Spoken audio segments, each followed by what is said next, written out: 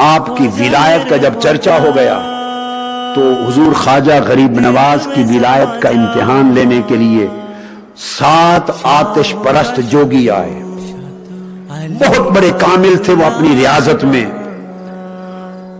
اور ان کا عالم یہ تھا کہ 6 ماہ تک ریاضت کرتے، روزے رکھتے اور ایک لقمے سے روزہ افطار کرتے. 6 ماہ تک وہ 7 حضور خواجہ غریب نواز کی بارگاہ میں بغداد شریف کے قیام کے دوران آئے.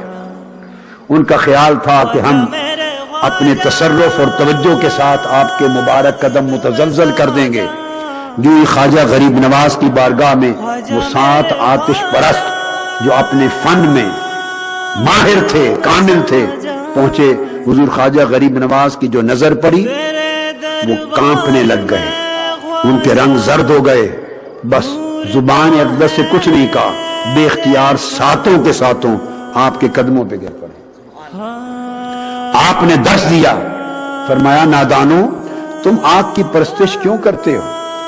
انہوں نے کہا اس لیے کرتے ہیں تاکہ قیامت کے دن اور بعد میں مرنے کے بعد آگ ہمیں نہ جلائے. آپ نے فرمایا یہ اس طرح تو آگ کے جلانے سے بچ نہیں سکتے، جب تک خدا کی پرستش نہ کرو گے تو آگ تو تمہیں جلائے گی.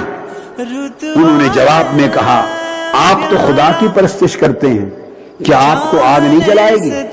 آپ نے فرمایا مجھے آگ جلانے کی بات کرتے ہو، معین الدین کے جوڑوں کو بھی نہیں جلائے گی،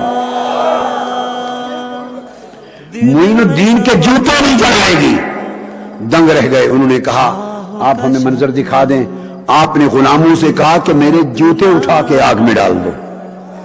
حضور خواجہ غریب نواز کے جوڑے، بغداد کی سرزمین کا واقعہ ہے، بغداد شریف کا، جوڑے آگ میں ڈالے، دیر تک پڑے رہے. آپ نے حکم دیا آگ معین الدین کے جوڑوں کا خیال کرنا.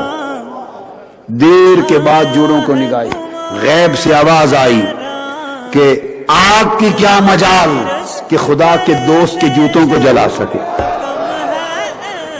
وہ وہی مشرف با اسلام ہو گئے اور آپ کی غلامی اختیار کر لی، اور آپ کی توجہ اور تربیت و صحبت سے اولیاء کاملین ٹھہرے.